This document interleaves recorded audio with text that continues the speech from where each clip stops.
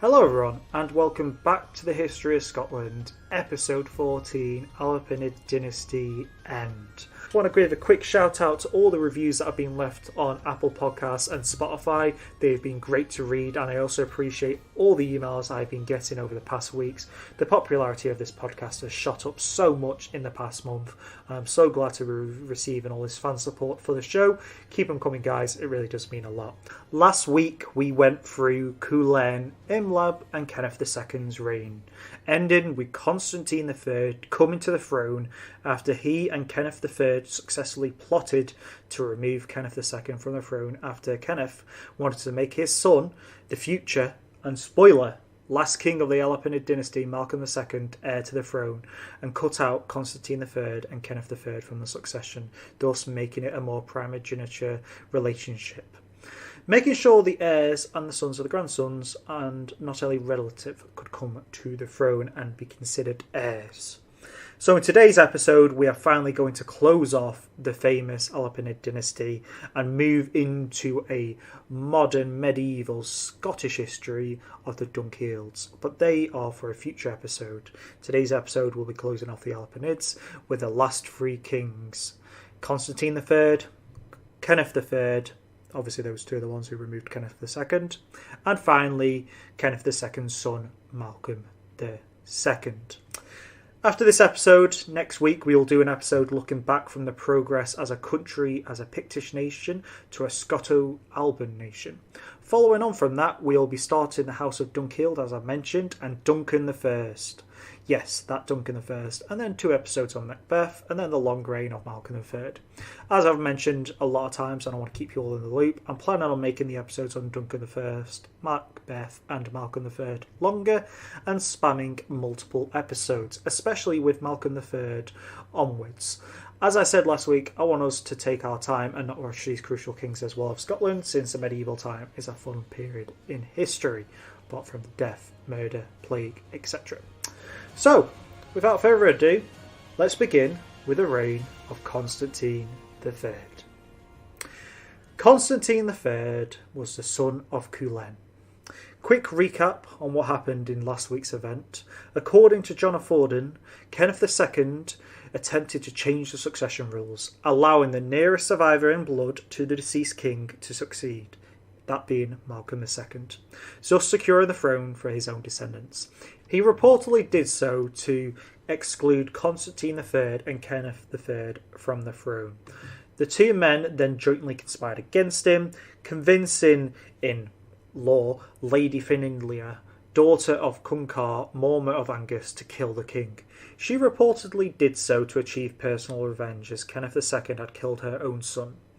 Entries in the Chronicles of the Picts and Scots, collected by William of Forbes, provide the account of the killing in a revenge, but not in affiliation to Constantine or his cousins. But we can conclude that at least there was some connection between the conspiracy and the murder that took place, and the person who committed the murder, this lady, she obviously had lost her son to Kenneth II at this time. These entries, though, date to the 12th and 13th century, so it was obviously recorded a lot after the time of death. The Annals of Ulster simply record the following: Synod, son of MacCullin, Kenneth, son of Malcolm, king of Scotland, was deceitfully killed, with no indication of who killed him. In the account of John of Forden, Constantine the Bold, son of King of Culen, was plotting unnecessarily the death of the king and his son, well, being Malcolm II as well. One day, Kenneth II and his companions went hunted into the woods, at no great distance from his own abode. The hunt took him to Fettercorn, where the lady resided. She approached him to proclaim their loyalty and invited him to visit her residence. Thus, the booty trap was hidden. Inside the cottage was a statue connected by strings to a number of crossbows. If anyone touched or moved the statue, the crossbows would fire. Kenneth II gently touched the statue and was shot through by arrows sped from all sides and fell without uttering another word. The lady escaped through the woods and managed to join her abettors, Constantine III and Kenneth. The hunting companions soon discovered the bloody king. They were unable to locate the lady, but burned the town to the ground.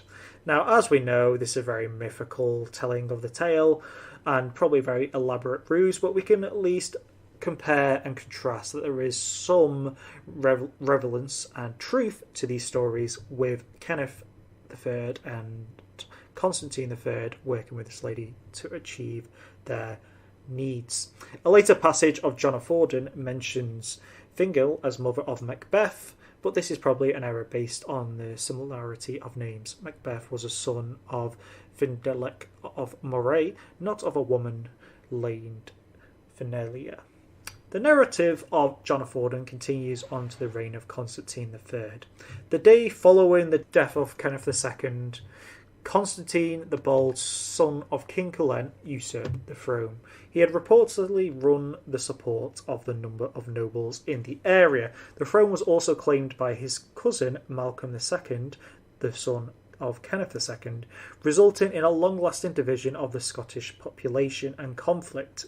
Constantine III reigned for a year and a half, 18 months, continually harassed by Malcolm and his illegitimate uncle named Kenneth, a soldier of known prowess, who was an unwearied persecutor and strove with his all might to kill him above all others. The Chronicle of the Kings of Scots shortens the reign to a year and 4 months.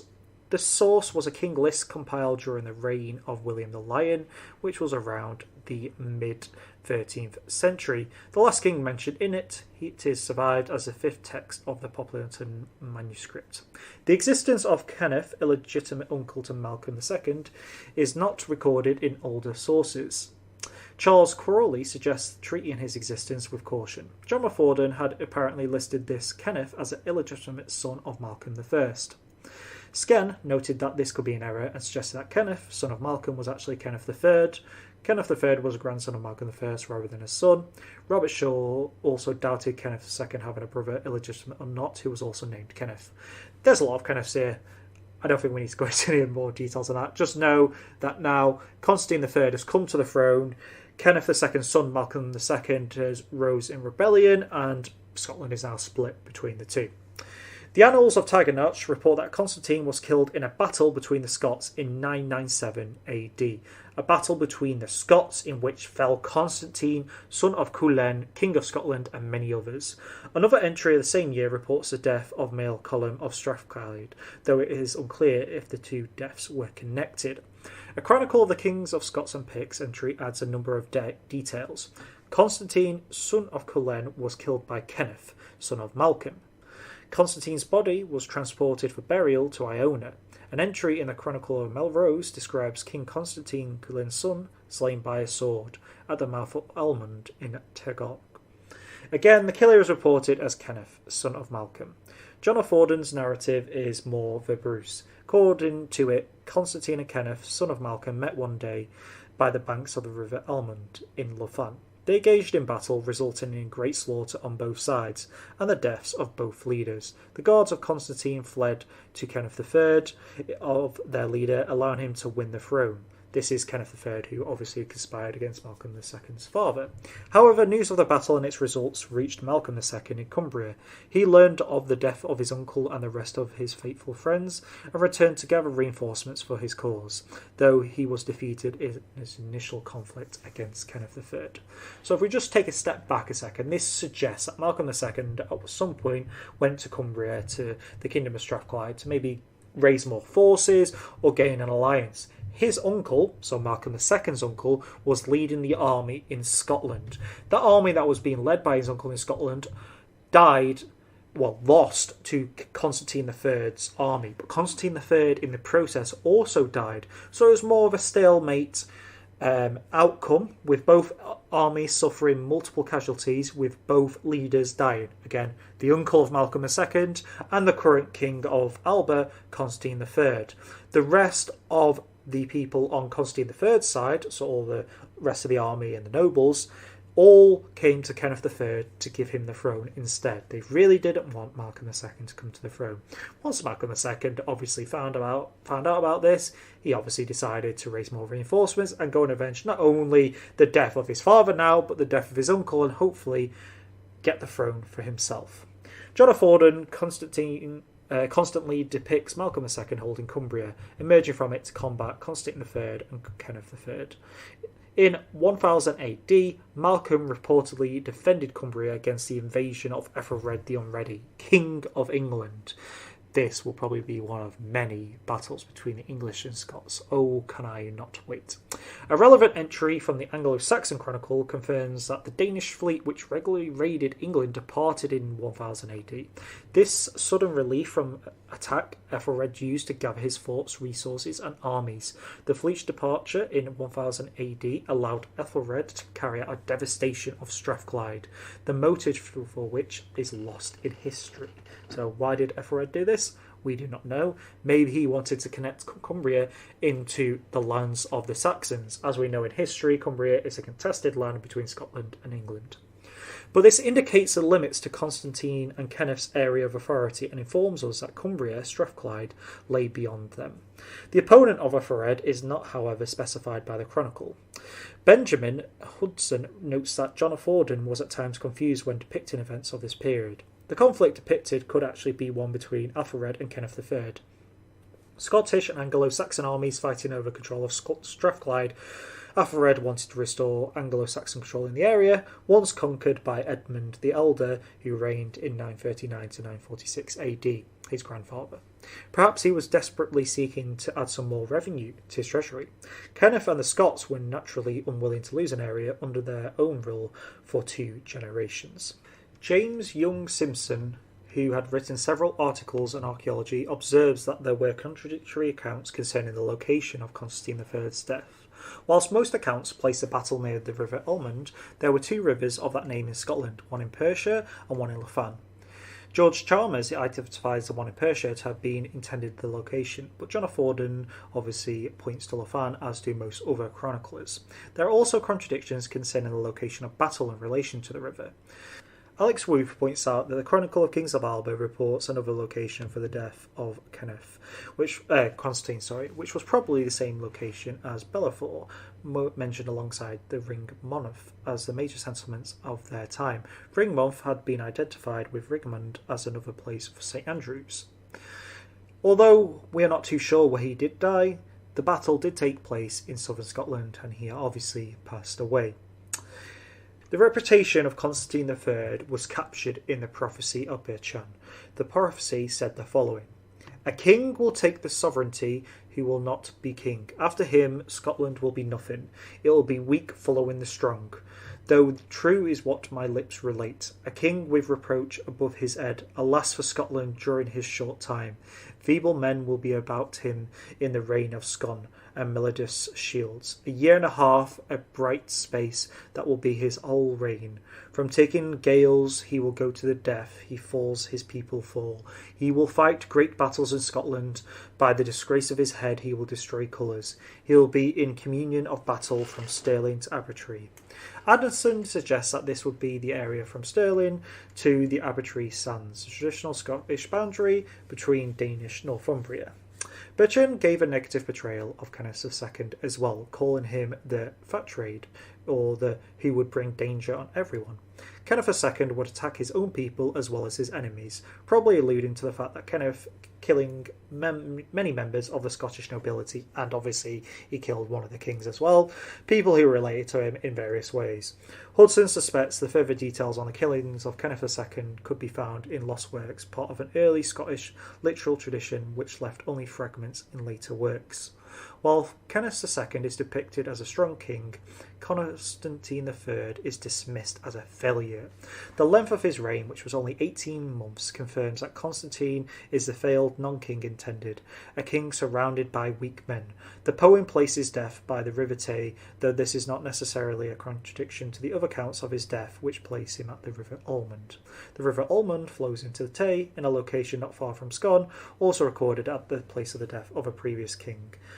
The ominous verse which has Constantine fall with his people might allude to the end of his family, as his line probably died with him.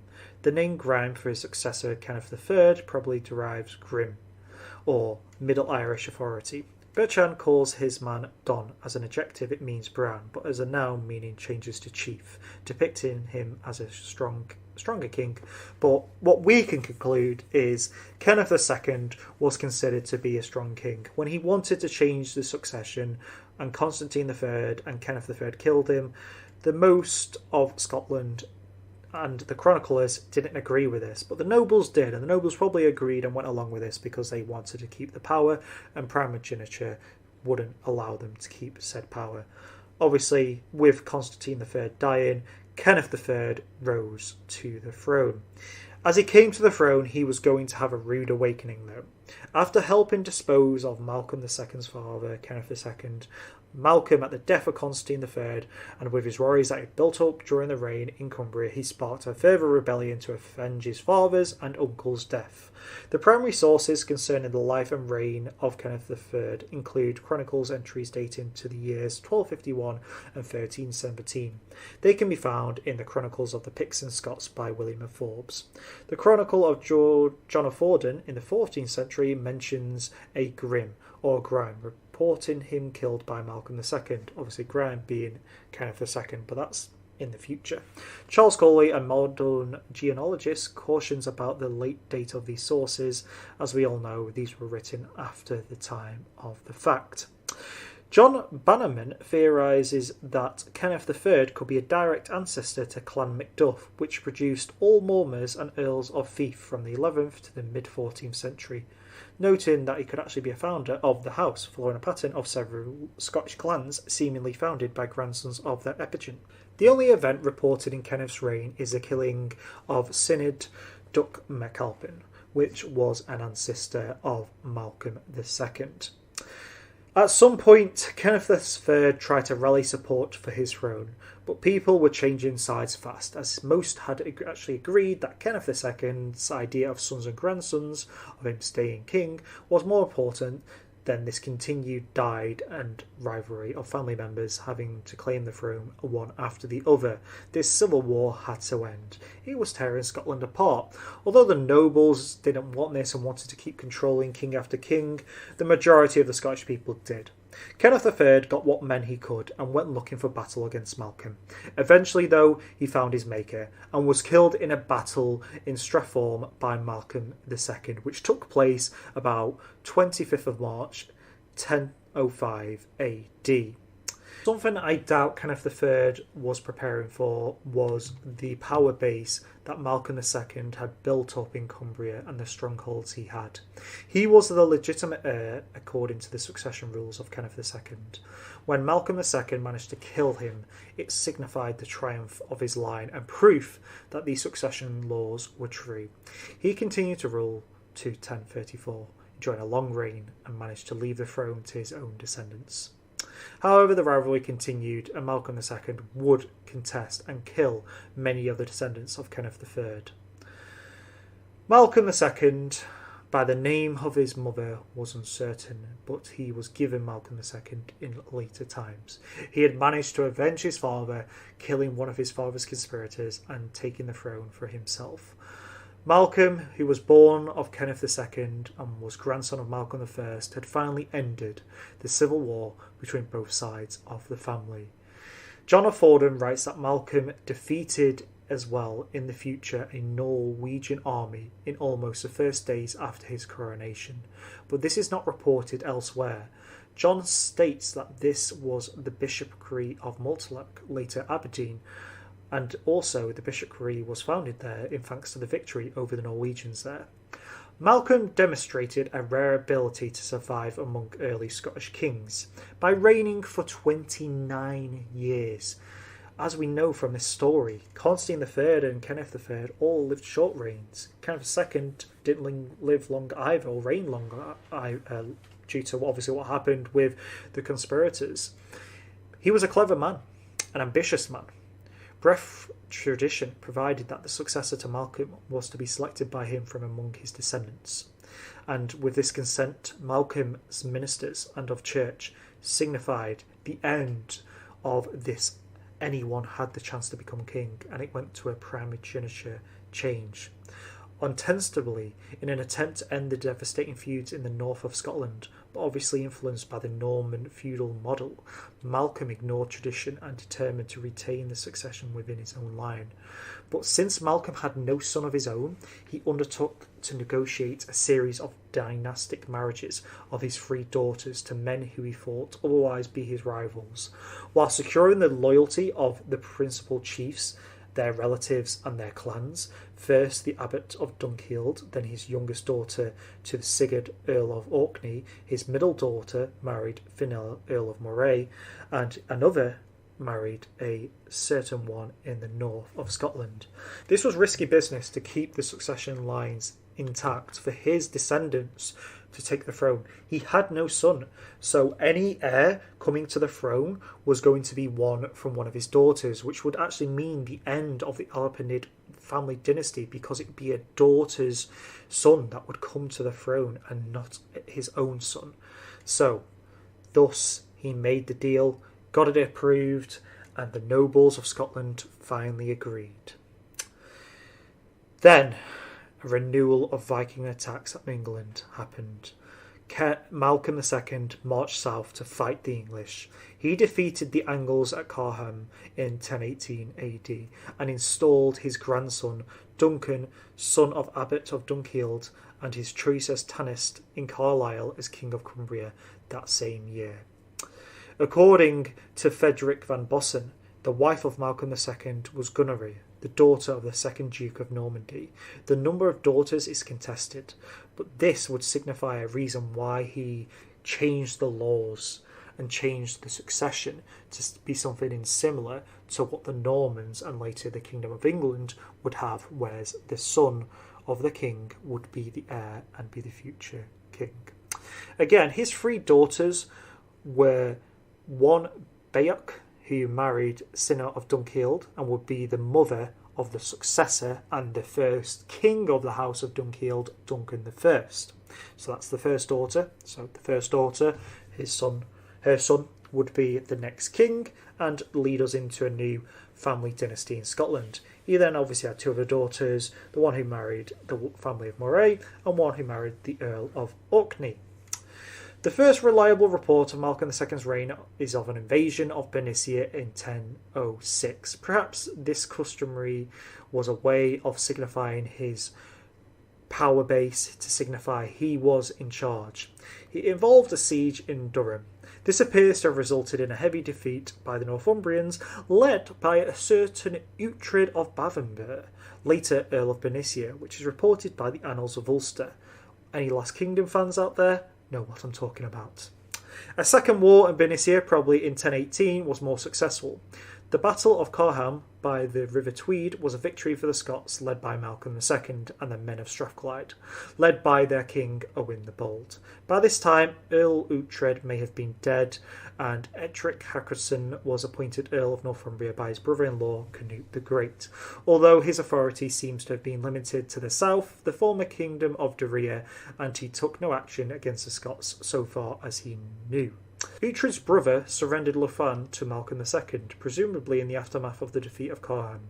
This is likely to have been the lands between Dunbar and the Tweed, as other parts of Lothian had been under Scots control before this time, as we previously mentioned, in the battle between Malcolm II and Kenneth III. It had been suggested that Canute received tribute from the Scots for Lothian, but as he had likely received none from the Bernician Earls, this is not very provable. Canute, the Great Canute, had a great and prosperous relationship with Scotland, reports from the Anglo-Saxon Chronicle. Although he had to lead an army into Scotland on his return from a pilgrimage from Rome, the Chronicle dates this to 1031, but there are reasons to suppose that it should be dated to 1027. One of the Chronicles reports the expedition soon afterwards, describing Malcolm as powerful in resource and arms, very Christian in faith and deed. Ralph claims that peace was made between Malcolm and Canute through the intervention of Richard, the Duke of Normandy, brother of Canute's wife Emma. Richard died in 1027, and this closed in time the events It had been suggested the root of quarrel between Canute and Malcolm after this lies in Canute's pilgrimage to Rome and the coronation of the Holy Roman Emperor Conrad II.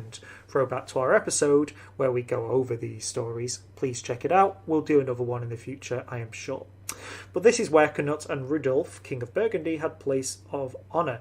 If Malcolm were present and had repeated mentions of his piety in the annals, make it quite possible that he'd made a pilgrimage to Rome as well, as did Macbeth in later times. Then the coronation would have allowed Malcolm to publicly snub Canute's claim of overlordship over Scotland. If you remember a few episodes ago, Canute and the past kings of the Anglo-Saxons, the Kingdom of Wessex, and obviously now the Kingdom of England, sometimes claimed overlordship over Scotland. Obviously, throw back to the River Festival, where all kings in Britain came to submit to the Anglo-Saxon king.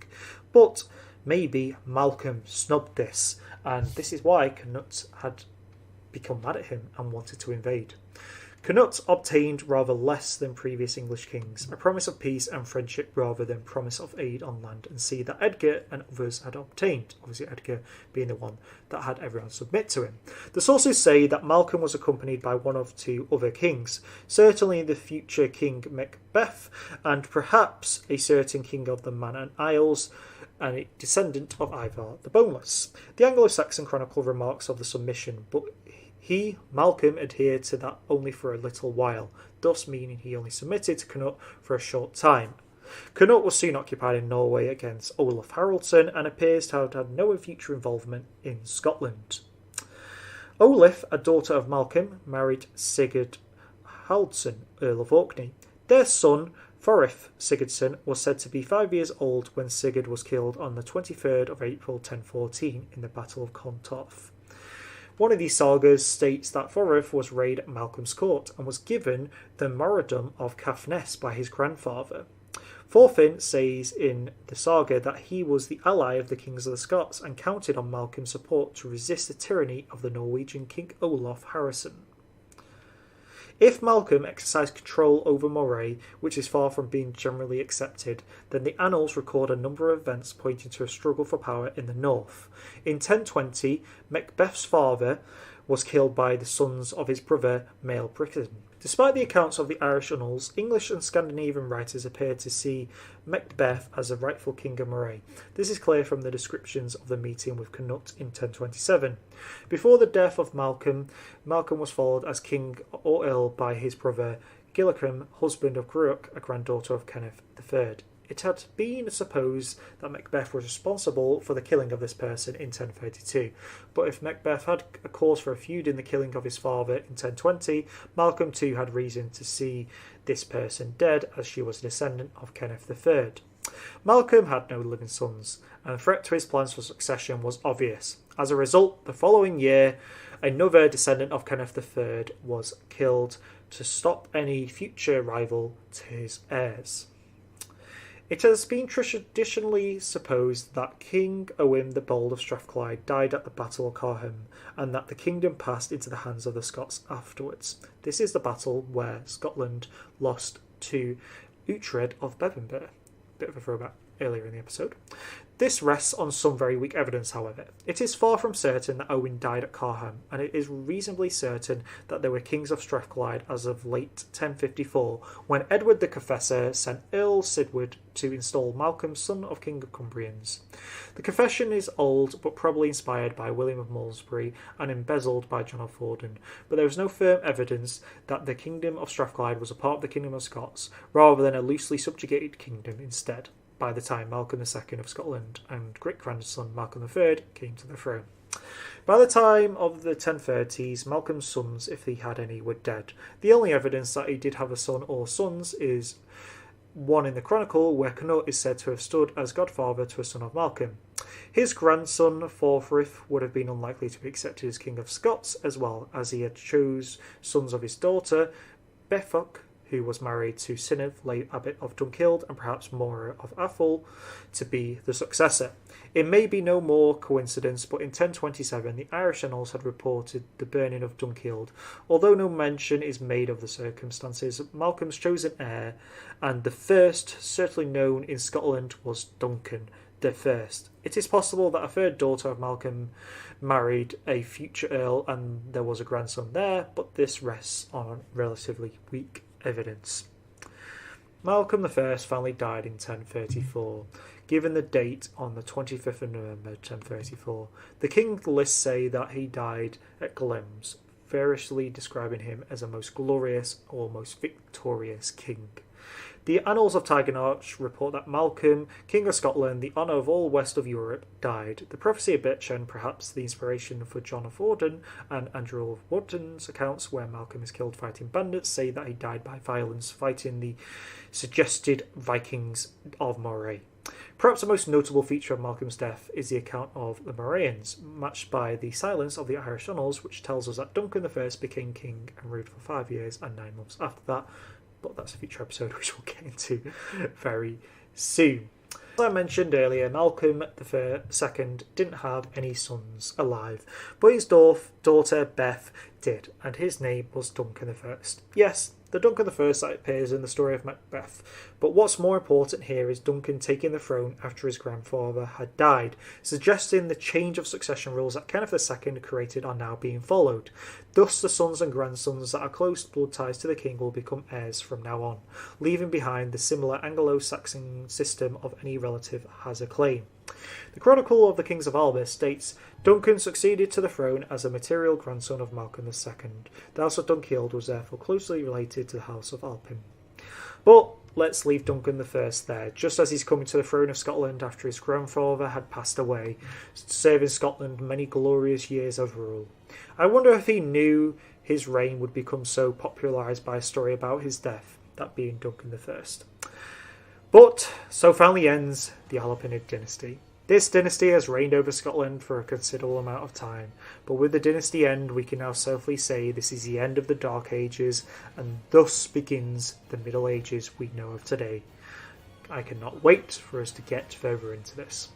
I for one will miss the Dark Ages though, as for me personally the Dark Ages weren't so dark and contained so many fundamental stories that helped build the Scotland that we know of today. I will miss the stories we have grown to love.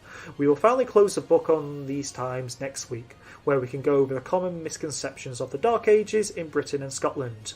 As I mentioned, next week we'll be also looking back at the progress as a country, from a Pictish nation. I want to give a quick shout out to all the reviews that have been left on Apple Podcasts and Spotify. They've been great to read, and I also appreciate all the emails I've been getting over the past weeks. The popularity of this podcast has shot up so much in the past month. I'm so glad to be receiving all this fan support for the show. Keep them coming, guys. It really does mean a lot. As always, though, please leave a review if you haven't. Our podcast is available on Apple Podcasts, Spotify, Podbean, Amazon Music, and Google Podcasts. Next podcast will be next week, as always, around Sunday to Monday. But until then, stay safe, have a great week, and I'll all catch you on the next one. Peace.